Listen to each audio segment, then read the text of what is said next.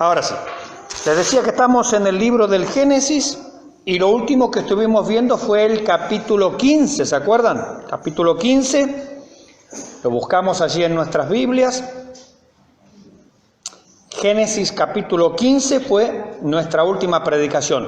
Recuerden que la estamos grabando la predicación, ¿sí? La estamos grabando, entonces después la podemos compartir, ¿cierto? Ya sea en nuestro propio grupo de WhatsApp, como también se pueden subir a internet, al YouTube, al canal que tenemos, Tenemos un canal en internet, allí hay más de 200 predicaciones, 200 y tantas predicaciones, así que podemos compartirlas. Y hay hermanos de distintos lugares. Ustedes saben, antes de seguir avanzando, que las predicaciones de YouTube, de internet, son escuchadas no solo en Argentina, en Chile hay muchos hermanos que escuchan nuestras predicaciones, las subidas ahí al canal.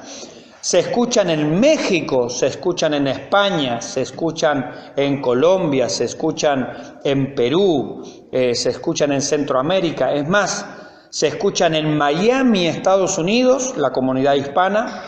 Se escuchan en Texas, también en California, seguramente los de habla hispana también escuchan ahí.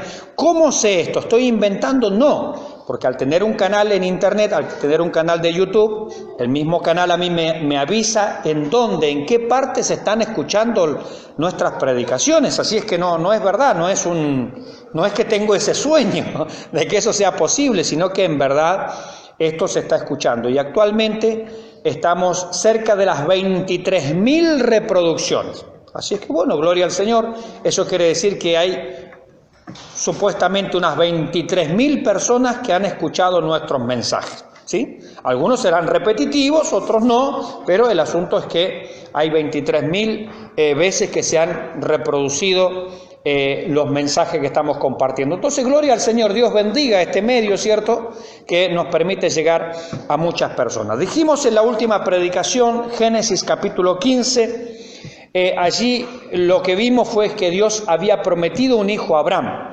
Dijimos que Abraham tenía unos 75 años y para que le nazca un hijo propio va todavía a tener que esperar otros 25 más. Entonces, ¿qué dijimos? A veces nosotros queremos la respuesta rápida de Dios. Nosotros le decimos, Señor, estoy desesperado y tenemos urgencia. Pero Dios tiene sus tiempos. Él es Dios y nosotros tenemos que aprender a esperar y a confiar en Él. Nos cuesta, por supuesto, claro que nos cuesta, todo nos cuesta. Pero este es un ejercicio de la fe, confiar en Dios. Fíjense que en un momento el pasaje, digamos, o el versículo central, ¿no? Dice el versículo 6 del capítulo 15, y creyó a Jehová y le fue contado por justicia. Y dijimos que ese texto es tan fundamental, ese texto es uno de los preciosos tesoros de la Escritura. ¿Por qué? Porque me está diciendo ese texto que aquel que cree en lo que Dios ha dicho, aquel que cree en su palabra, Dios lo declara justo. Eso es recto, eso es rectitud, eso es justicia, eso es lo que a Dios le agrada. Entonces, ese principio va a ser fundamental. A ver, ¿cómo nosotros llegamos a ser salvos? ¿Saben cómo? Creyendo a lo que Dios ha dicho. Creyendo, porque a ver, ¿quién de nosotros vio al Señor Jesucristo en la cruz? Ninguno, por edad no lo vimos ninguno. ¿Quién de nosotros lo vimos a Él cuando Él resucitó? Ninguno. Es decir, nosotros no estuvimos allí por una cuestión de edad cronológica, esto pasó hace 2000 años, no lo hemos visto, pero ¿saben qué? Hemos creído. Hemos creído en lo que Dios dice. Y aquí este principio, por eso este principio es fundamental. Aquel que cree en lo que Dios dice, Dios lo declara justo. ¿Quiénes van a entrar al cielo?, se pregunta el salmista. Los justos. Pero, humanamente hablando, nadie es justo. Dios dice, sí, el que me cree. El que cree en mi mensaje, el que cree en lo que yo digo, esa es una persona justa. El que cree que Jesucristo ha venido, ha dado su vida, con su sangre derramada fueron limpiados mis pecados y que Él ha resucitado de entre los muertos, Dios dice, ese es justo, ese es salvo, ese va a entrar al cielo. Y Pablo lo dice claramente, el apóstol Pablo en la carta a los Romanos. Dice, si confesares con tu boca, ¿qué hay que confesar? Jesús es el Señor. Pero ¿qué más hay que hacer? Creerlo de todo corazón, que Dios le resucitó de entre los muertos, será salvo, dice Pablo. Entonces, ¿cómo llego a ser salvo yo? Confesando con mi boca que Jesús es el Señor, pero creyéndolo de todo corazón, obviamente, ¿cierto? No basta con solamente decir. Uno podría decir muchas cosas, pero el asunto es que hay que creerlo del corazón. Acuérdense que el Señor dijo, no todo el que me dice Señor, Señor entrará en el reino de los cielos. Y podríamos pensar, bueno, ¿en qué quedamos? ¿No es que había que decirle Señor? Sí, pero hay que creerlo de corazón. Eso es lo que dice Pablo. Si confiesas con tu boca que Jesús es el Señor, pero lo crees de todo corazón, toda tu alma, todo tu ser, toda tu voluntad, toda tu mente, toda tu vida está puesta en esa declaración, dice, eres salvo. Y así fuimos salvados. Y así Abraham fue salvado. Y así toda persona que ha sido salva en este mundo, en este planeta, ha sido salvo mediante la misma manera. Es decir, la salvación es un regalo de Dios, por supuesto. Pero nosotros ese regalo lo recibimos por fe. Mi hermana Patricia, si yo quisiera darle un regalo en esta noche, primero, se lo daría porque a mí me place, ¿cierto? No tengo la obligación de regalarle nada, ¿cierto? Pero vamos a suponer que yo tuviera... No tengo, hermana Patricia, no tengo. Es una suposición. Vamos a suponer que yo le tengo un regalo en esta noche. Y le digo, tómelo, hermana Patricia. Yo estoy en el púlpito, usted está allí en la banca. Le digo, tómelo. ¿Qué tendría que hacer usted?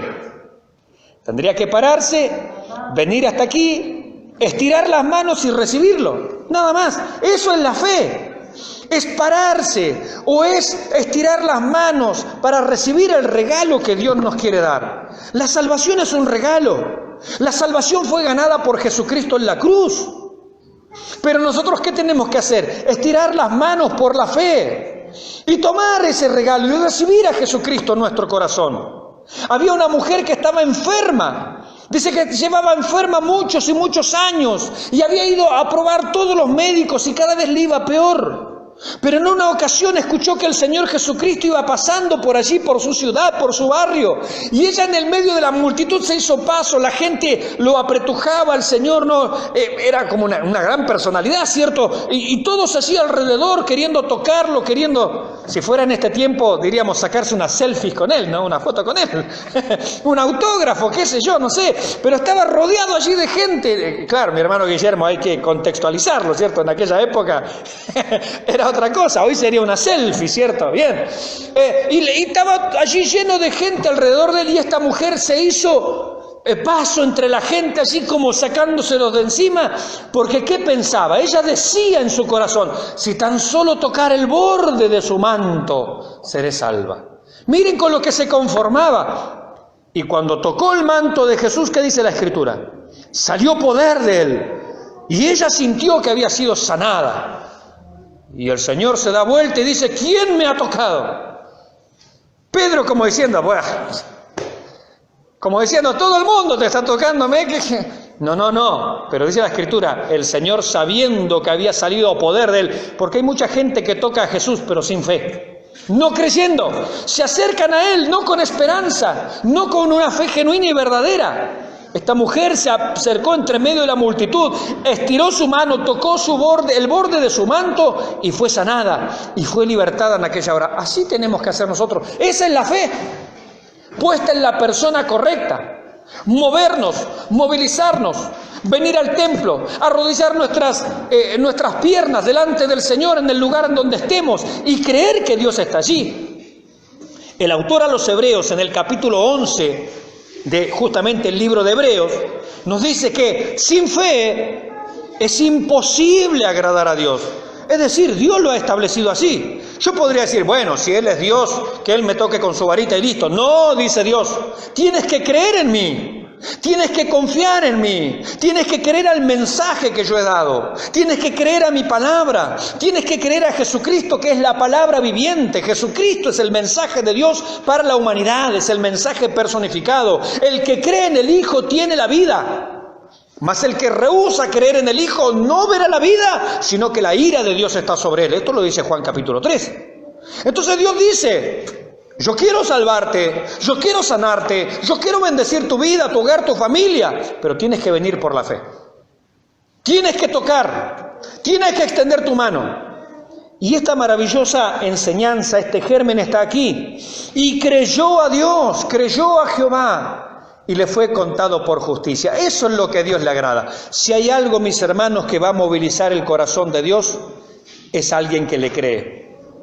Miren, yo no vi, como decía recién, cuando Él fue crucificado. Yo no lo vi. No vi cuando Él fue sepultado. No vi cuando Él resucitó, pero la Escritura dice, el Señor Jesucristo le dijo a Tomás, a uno de sus discípulos que era bastante incrédulo, le dijo, porque me viste, Tomás, creíste. Bienaventurado, ¿quién? El que no vio y creyó. Ahí está. Dios premia a los que creen en Él. Dios premia a los que confían en Él, hermanos. Nunca seremos defraudados. Nunca seremos avergonzados si confiamos en nuestro Dios de todo corazón. Este pobre, dice el salmista, este pobre clamó a Jehová y le oyó y lo libró de todas sus angustias. Los que miraron a Él fueron alumbrados. Ninguno de ellos se fue avergonzado, dice también la palabra de Dios.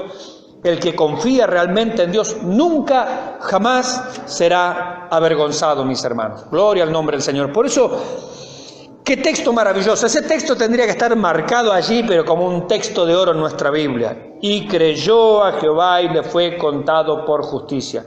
Dios nos invita a nosotros. Abraham es el padre de la fe, es el padre de los creyentes, pues si somos hijos de Abraham, creamos. Imitemos su fe. Por eso Abraham se lo llama el padre de la fe. Porque nosotros como hijos, por la fe, tenemos que hacer exactamente lo mismo, ¿no? Y más adelante, algo que lo pasamos rapidito, pero ahora vamos un chiquitito a meditar en ello en el capítulo 15. Dios hace un pacto allí con Abraham. No es Abraham el que hace un pacto con Dios. Acuérdense que él partió algunos animales, los dividió al medio, ¿se acuerdan? Y ya cuando caía la tardecita, hubo como una neblina allí, como una nube media oscura allí. Y Abraham veía una antorcha, él veía una antorcha que pasaba entre medio de los animales allí partidos, ¿no? Bueno, así en la antigüedad se celebraban los pactos. Y vemos que Dios hace un pacto con Abraham. Y en este pacto, ¿qué le promete? Le promete la tierra. Dios le promete, primero le prometió un hijo, pero ahora le está prometiendo también la tierra. Es decir, ese territorio donde está Israel es una promesa de Dios. Y Dios le dice, yo te lo voy a dar, es tuyo y de tu descendencia. Ahora le habla allí de que la descendencia van a estar un tiempo esclavos en Egipto y después van a ser libres y bueno, etcétera, etcétera. Ahora, Israel, la nación de Israel, los descendientes de Abraham según la carne, han disfrutado muy poco de esa tierra, ¿sí o no? Muy poco. Es más, ellos en la época después del Éxodo, cuando a través de Josué conquistan la tierra y reparten la tierra, bueno, tuvieron un tiempo allí, digamos, de bonanza. Después vino la época de los reyes de Israel, primero Saúl, después David, Salomón, y los reyes que sucedieron con un reino dividido. Pero llegó un momento en que vinieron los asirios, y la mitad, la parte norte, más de la mitad, 10 tribus en realidad, cayeron bajo el dominio de los asirios. Y después, como 200 años después, vino otro poder, que fue el imperio babilónico, y terminó con lo que quedaba. Pasó el imperio babilónico, vinieron los medos y los persas, ellos siguieron bajo dominio extranjero. Después vinieron los griegos con Alejandro Magno, siguieron bajo dominio extranjero, es decir, sin poder disfrutar su tierra, eran, en definitiva, esclavos en su propia tierra. Tuvieron un poquitito de libertad, una pequeña independencia allí con los macabeos, y ya después vinieron los romanos, y cuando nace Jesús, ellos estaban bajo el gobierno romano. Jesús desarrolla su ministerio. A los 30, 35 años más o menos es cuando él da su vida allí en la cruz del Calvario. Y en el año 70, es decir, unos 30, 35 años después de la muerte y resurrección del Señor, en el año 70, los romanos destruyen Jerusalén, destruyen el templo, destruyen todo, y hasta el día de hoy, hasta 1948, así que casi 2000 años, los judíos no tuvieron tierra. Así que estuvieron 2000 años esparcidos por el mundo. 2000 años esparcidos por todos lados. Es decir, aunque hay una promesa acá de Dios a Abraham y le dice, esta tierra es tuya y de tus descendientes, muy poco, casi nada la han disfrutado. ¿Por qué? La Biblia responde a eso, por la incredulidad. Se volvieron a otros dioses, no confiaron en el único Dios verdadero, Dios se los advirtió y al final ellos terminaron mal. Y pasaron 2000 años hasta que Israel pudo volver a su territorio. Y aunque Israel ahora está ocupando parte de su territorio, están en conflicto. Y conflicto, y llueven bombas, y llueven misiles, y siempre están en conflicto, siempre están en conflicto. Hermanos, las promesas de Dios son fieles y verdaderas, ¿sí o no? Y los pactos de Dios se van a cumplir, ¿sí o no? Sí, sin duda. Pero este pacto se va a cumplir plenamente. Y Israel va a disfrutar y va a gozar de esta promesa cuando Jesucristo vuelva a reinar. Amén. Porque Él va a volver a reinar. Y Él va a establecer su reino sobre esta tierra. Por eso Él nos enseña a orar como, venga tu reino. Sea hecha tu voluntad, como en el cielo, así también en la tierra. El Padre nuestro dice esto.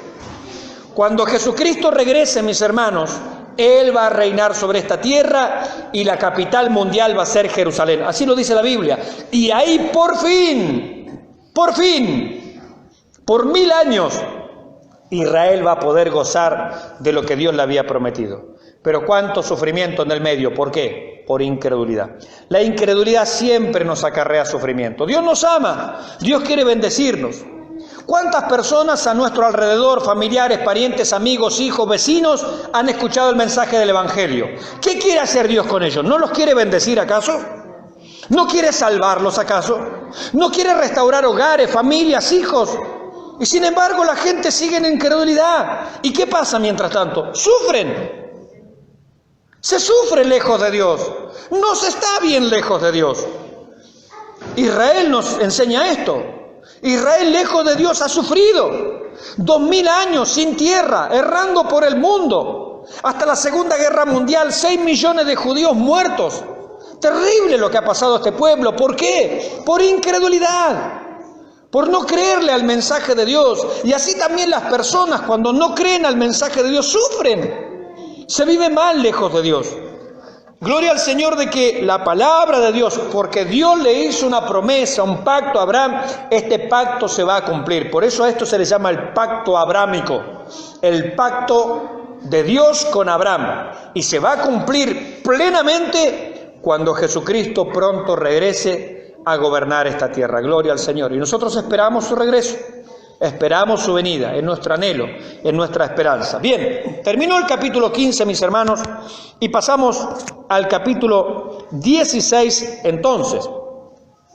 Dice, Sarai, mujer de Abraham, no le daba hijos, por supuesto, no es lo que venimos viendo, ella era estéril, ya tenía, acuérdense, tenía 10 años menos que Abraham, o sea que tenía unos 65 años en el capítulo 15. Sarai, mujer de Abraham, no le daba hijos y ella tenía una sierva egipcia. ¿Se acuerdan que habían ido a Egipto? ¿Y se acuerdan que en Egipto tuvieron problemas? Y que cuando salieron de Egipto tenían mucha riqueza, pero después se peleaba Lot, se peleaban los criados. Problema. Siempre volver para atrás es problema. Dijo el Señor Jesucristo, el que pone su mano en el arado, no mire para atrás. Porque el que mira para atrás no es apto para el reino de Dios. Es decir, estamos sirviendo al Señor ahora, mi hermana Laurita, vamos a servir al Señor. No miramos para atrás. No hay nada atrás. Si de ahí nos sacó el Señor, no hay nada atrás. Cuando Abraham descendió a Egipto se llenó de problemas. Otro de los problemas que se trajo, consecuencias de sus malas decisiones, es que se trajo una sierva egipcia. Y acá vamos a ver otro problema más. ¿Qué lío se metió Abraham acá? ¿No? Bueno, Sarai, fíjense que esta fue idea de Sarai, la mujer de Abraham. Nos recuerda también esto, ¿no? En el huerto del Edén también fue un poco idea de Eva, ¿no? Esto de charlar con la serpiente, ¿qué te parece? ¿Qué opinás vos? No, mirá, comé el fruto porque es buenísimo. Dice que comió Eva y lo dio a su marido. Problema tenemos acá. Acá tenemos la lucha dentro del hogar. Hay problema. hay problema, tenemos que buscar la guía y la dirección del Señor, siempre. Sarai, mujer de Abraham, no le daba hijos, y ella, Sarai, tenía una sierva egipcia, consecuencia de haber ido a Egipto, que se llamaba Agar. Versículo 2. Dijo entonces Sarai a Abraham: ya ves que Jehová me ha hecho estéril, te ruego pues que te llegues a mi sierva, quizá tendré hijos de ella. Y atendió Abraham al ruego de Sarai. A nosotros nos parece raro esto, ¿no? ¿Cómo? Bueno, Sarai tiene una sierva, una criada, digamos, y le ofrece la criada como mujer para que tenga hijos con ella. Bueno, en aquella época eso era la costumbre. Hoy sabemos que esto está mal. Y no era tampoco la voluntad de Dios, porque esto le va a traer, capítulo siguiente, mucho problema. Ya es un problema lo que están haciendo. No es una buena idea, no es la voluntad de Dios. Pero en aquella época era la costumbre. Por eso, mis hermanos, no importa cuál sea la costumbre en este tiempo, nosotros vivamos conforme a la palabra del Señor. Si en este tiempo la costumbre es, no, bueno, yo voy a hacer las cosas así, así, y esto... No. Podemos llegar al Señor a veces de una manera no correcta, pero bueno, en el Señor podemos arreglar nuestra situación. Y esa es la idea. Porque, a ver, todos nos equivocamos, todos somos pecadores. No, uno de una forma, otro de otra, pero delante de Dios somos todos pecadores. Eso está claro. Pero cuando venimos al Señor, el Señor quiere transformar nuestra manera de pensar para que cambie nuestra manera de vivir. Acá ellos están tomando una práctica que era normal en esa época, pero no era una práctica que a Dios le agradaba. Esto lo hace la sociedad. Ellos estaban acostumbrados a que sus vecinos hacían eso.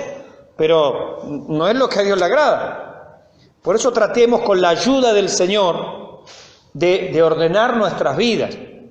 Por ejemplo, Pablo le va a decir a los convertidos, dice, el que robaba, no robe más. Pero en mi barrio roban todo, puede decir alguno. Bueno, no, pero hay que dejar de robar, ¿sí o no? Claro, el que blasfemaba, es decir, que tenía un vocabulario sucio, obsceno, bueno, no hable así ahora.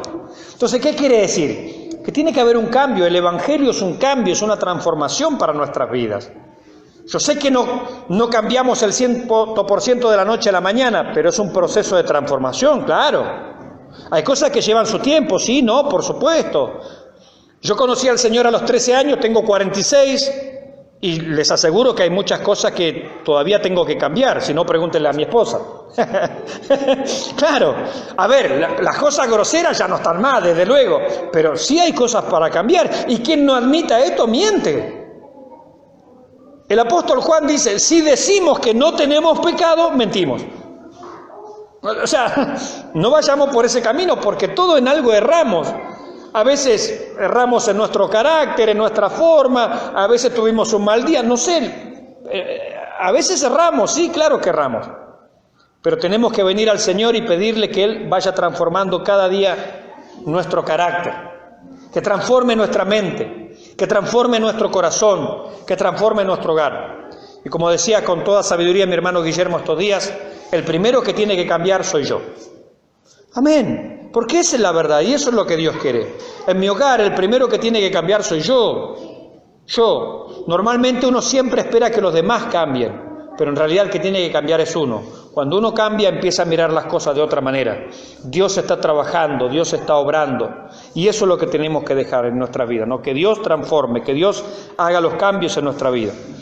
Dijo entonces Sarai a Abraham, ya ves que Jehová me ha hecho estéril. Te ruego pues que te llegues a mi sierva, es decir, que te acuestes con ella, es lo que le está diciendo, ¿sí? Porque no hay otra manera que yo sepa, bueno, hoy en día sí, pero la manera natural de tener hijos es eso, ¿no? Bien, te ruego pues que te llegues a mi sierva, quizá tendré hijos de ella. Es decir, como era su esclava, el hijo era propiedad.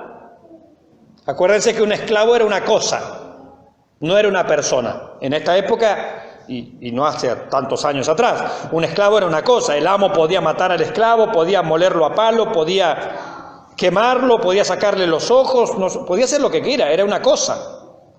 Lamentablemente, ¿no? La humanidad ha vivido y ha sufrido la esclavitud. Bien, entonces era normal este pensamiento en esta época, obviamente que no es lo que Dios quiere, desde luego. Bien, Y dice, atendió Abraham al ruego de Sarai. No tendría que haberle hecho caso a Abraham. Así como Adán no tenía que haberle hecho caso a Eva, porque cuando alguien me está invitando al pecado, no debo hacerle caso. ¿A qué le estaba invitando Sarai? ¿A hacer algo malo? ¿Tenía que hacerle caso a Abraham? No tenía que hacerle caso. No tenía que consentir con lo malo. A mí puede alguien venir a invitarme, Mauricio, mirá, mañana a tal hora el banco está vacío y tengo el amigo cajero mío y me va a dejar las llaves ahí, así que vamos entre los dos y vaciamos la bóveda del banco. Uy, es re tentador, pero no, me están invitando a hacer lo malo. Por lo tanto, yo tengo que decir no. Pablo le dice a Timoteo, que era un joven pastor, le dice, huye de las pasiones juveniles, escápate, no te quedes ahí. Huye de la idolatría, huye de las pasiones juveniles, tenemos que escapar de todas esas cosas.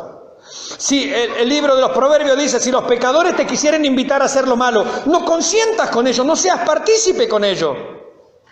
No participes en pecados ajenos. Acá Abraham tenía que haber dicho no. Cuando la mujer de Potifar, donde estaba de esclavo José, lo invitó también a cosas ahí que no eran lo correcto, José dijo no y salió corriendo. No, ¿por qué? Porque ofende al Señor y porque tengo temor de Dios y porque estoy esperando en su voluntad y porque soy un hijo de Dios y porque soy un cristiano, soy un creyente. Por eso no me copio en la escuela, por eso no robamos, por eso no esto, no, nada de eso. Y Sarai, mujer de Abraham, versículo 3, tomó a Agar, su sierva egipcia, al cabo de 10 años que había habitado Abraham en la tierra de Canaán, y la dio por mujer a Abraham, su marido. Como diciendo, bueno, te permito ahí convivir con ella. Versículo 4, y él se llegó a Agar, es decir, tuvieron intimidad, la cual concibió, quedó embarazada. Y cuando vio esta esclava, ¿no? Esta sierva, Agar, y cuando vio que había concebido, es decir, que estaba embarazada, miraba con desprecio a su señora. Claro, porque Sarai era la esposa, ya era anciana y nunca había quedado embarazada. Y esta enseguida, el problema es ella, no él. Está claro. Y en aquella época se miraba el no tener...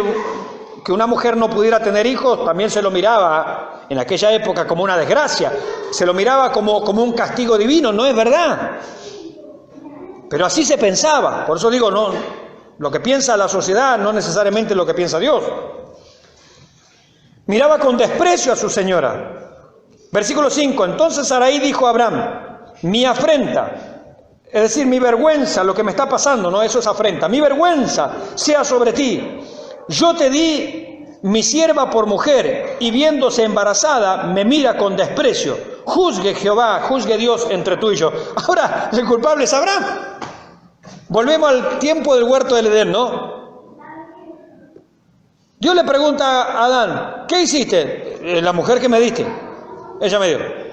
Mujer, ¿qué hiciste? No, yo, la serpiente me engañó. Acá la idea fue de Sarai. Abraham tendría que haber dicho no. No es la voluntad de Dios, no se hacen así las cosas. A Sarai le salió mal el asunto porque ahora su sierva, su criada, la mira con desprecio y con burla. Y ella le está diciendo que Dios juzgue entre Abraham y un problema familiar, un drama allí, pelea en el hogar, en el matrimonio, cuánta dificultad, no. Pero esta idea, habría que recordarle a Sara, esta fue tu idea. Y a nosotros a veces nos gusta, cierto, las consecuencias cuando son buenas, pero a veces las consecuencias son malas de nuestras decisiones. Y bueno, hay que hacerse cargo. Cuando tomamos malas decisiones hay que hacerse cargo. Acá Sarai no se está haciendo cargo, la idea fue de ella, Abraham también era culpable, él tendría que haber aprendido a decir no, y bueno, ahí están las consecuencias. Y respondió Abraham a Sarai, versículo 6, he aquí tu sierva está en tu mano, haz con ella lo que bien te parezca. ¿Se dan cuenta? Porque era una cosa, no era una persona. En aquella época era así. Ahora fíjense que Dios no la va a tratar a Agar como una cosa. Dios nos va a demostrar en este resto del capítulo que para él Agar no era una cosa. Tenía valor porque la vida tiene valor, porque cada persona vale. No solamente Abraham valía, no solamente Sarai valía, sino que también Agar vale. Y respondió Abraham a Sarai: he aquí tu sierva está en tu mano, haz con ella lo que bien te parezca. Claro, porque es una cosa para ella, así la tratan. Y como Sarai la afligía, es decir, se ve que la trataba mal, la castigaba, la hacía trabajar capaz que el doble, no sé, la molestó, la fastidió tanto que ella huyó de su presencia, ella escapó, no soportó la presión del hogar, no soportó la presión en esa familia, en ese trabajo, digamos. Ella era una esclava, podían haberla matado tranquilamente y nadie se iba a quejar porque era una cosa, no era una persona, según el criterio de esa época. Versículo 7, miren. Y la halló el ángel de Jehová. Ustedes saben que en la Biblia, cuando se habla del ángel de Jehová, siempre es una referencia al Señor Jesucristo antes de venir a nacer allí en Belén. Cada vez que ustedes lean en la Biblia, en el Antiguo Testamento, el ángel de Jehová es el Señor Jesucristo, que se manifestaba y se aparecía allí en una forma angelical, pero es el Señor Jesucristo, allí. Así que cuando usted lee allí el ángel de Jehová, entienda que es el Señor Jesucristo siglos antes de venir a nacer en Belén de Judea, Él ya se manifestó allí. ¿Por qué? Porque Él es Dios. Y Él siempre ha existido, por supuesto. Y se manifestaba de diferentes maneras. El ángel de Jehová, es decir, el Señor Jesucristo. Y la halló el ángel de Jehová junto a una fuente de agua, junto a un manantial en el desierto, junto a la fuente que está en el camino de Shur, el desierto. Versículo 8, y le dijo, el ángel, no, el Señor Jesucristo: Agar, fíjese lo que le recuerda, sierva de Sarai, tú eres sierva. El problema de Agar fue que ella se ensoberbeció, se llenó de orgullo, de vanidad, de desprecio. No tenía que haber hecho eso Agar. El ángel le recuerda, la pone en su lugar: tú eres sierva de Sarai. No te olvides eso. No te olvides que eres sierva. ¿De dónde vienes y a dónde vas? Y ella respondió: huyo de delante de Sarai, mi señora. Muy bien. Versículo 9. Y le dijo el ángel de Jehová, es decir, el Señor Jesucristo: vuélvete a tu señora y ponte sumisa bajo su mano. Aleluya, gloria a Dios. Lo que le está diciendo, todo esto te ha pasado porque tienes una postura orgullosa. El orgullo también hace que nos vaya mal. A Agar le están yendo mal las cosas, pero por su orgullo, por su soberbia, por su actitud de falta de sumisión. Le dijo: vuélvete a tu señora y ponte sumisa bajo su mano.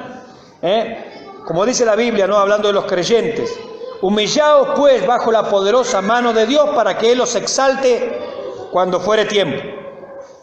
Le dijo también el ángel de Jehová, miren qué bendición para Agar: multiplicaré tanto tu descendencia que no podrá ser contada a causa de la multitud. Además le dijo el ángel de Jehová: he aquí que has concebido y darás a luz un hijo, y llamarás su nombre Ismael, porque Jehová ha oído tu aflicción. Usted sabe que todos los árabes descienden de este muchachito que está por nacer. ¿Cuántos son los árabes en el mundo? Qué tremenda promesa de Dios, ¿no? Y Dios cumple su promesa. Los árabes son ismaelitas, son descendientes de Abraham por la vía de Ismael. Y los judíos son descendientes de Abraham por la vía de Isaac, el otro hijo que va a salir de Sarai, exactamente. Bien, seguimos avanzando y ya terminamos. Porque Jehová ha oído tu aflicción, y Él será fiero. Su mano será contra todos y la mano de todos contra él, y delante de todos sus hermanos habitará. Es decir, los árabes siempre han vivido las patadas con medio mundo, ¿no? Bueno, acá está profetizado cómo iba a vivir esa descendencia. Versículo 13. Entonces llamó el nombre de Jehová con que ella hablaba: tú eres Dios que ve, porque dijo: ¿no he visto también aquí al que me ve? Fíjense lo que está diciendo Agar. Agar le pone por nombre a Dios, tú eres el Dios que ve. Para los demás, Agar era una cosa, para Dios no. La ve, la conoce, le habla de su hijo, la protege, le dice que vuelva, que tenga una mejor actitud, le va a ir bien y Dios va a bendecir su descendencia. Agar es importante para Dios. Para otros era una simple esclava, que podían hacer con ella lo que quisieran. Para Dios no. Para Dios, hermanos, toda persona es valiosa. Mi hermana Patricia, para Dios usted es valiosa. Mi hermana Laurita, para Dios es valiosa. Cada uno de nosotros somos valiosos a la vista y a la presencia del Señor. Por eso ella le llama el Dios que ve, el Dios que me toma en cuenta, quiere decir. El Dios que se preocupa por mí, gloria al Señor. ¿No he visto también aquí al que me ve? Por lo cual llamó a ese pozo, a ese manantial donde estaba, pozo del viviente que me ve. He aquí, bueno, se da la dirección, ¿no? Allí en Cades y Bered. Y Agar, finalizamos, dio a luz un hijo a Abraham, y llamó a Abraham el nombre del hijo que le dio Agar, Ismael. Era Abraham de 86 años cuando Agar dio a luz a Ismael. Gloria al nombre del Señor. Ya 86 años el viejito y tiene hijos. Pero todavía falta 86. Faltan 14 años más. 14 años más. Cuando Abraham tenga 100 años. Qué tremendo las cosas que hace el Señor. Dios le va a dar un propio hijo de su propia esposa, de su legítima esposa, de Sarai. Y Sarai va a tener 90 años. ¿Quién pensaría, no? Una abuelita de 90 años teniendo hijos. Y Dios pregunta, ¿hay algo imposible para Dios? No, nada imposible, ¿verdad? Así que podemos confiar, mis hermanos, en este Dios maravilloso. Le vamos a dar gracias.